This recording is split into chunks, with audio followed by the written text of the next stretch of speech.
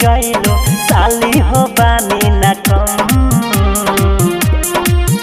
दुनो गाल में रंगे महम गोरे गाल में रंगे महम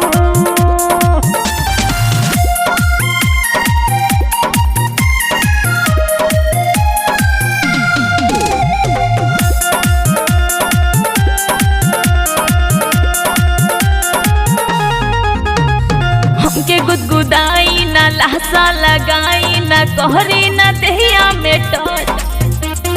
फागुन के हवा में होठ पहिरावा में लागो तारू भेरी मच हमके गुदगुदाई ना लहसा लगाई ना कहरी ना दहिया में टच फागुन के हवा में होठ पहिरावा में लागो तारू भेरी मच बाउर लगे रहुए इरादा एने ओने बहकी न ज्यादा आज नहीं बचबू के तन तू डटबू झूठे लगावेलु दम दुनो गाल में रंगे महम गोरे गाल में रंगे महम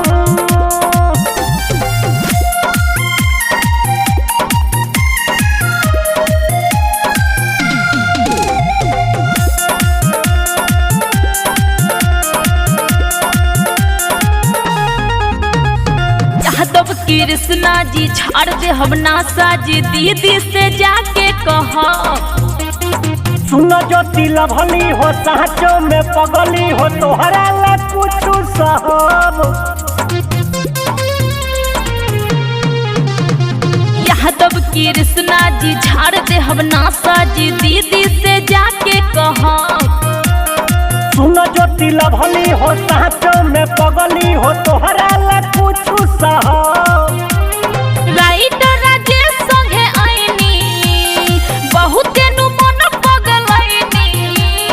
केतनो चिलैबू केहू के बोलैबू तबो न करेम शरम सुना ना दुनो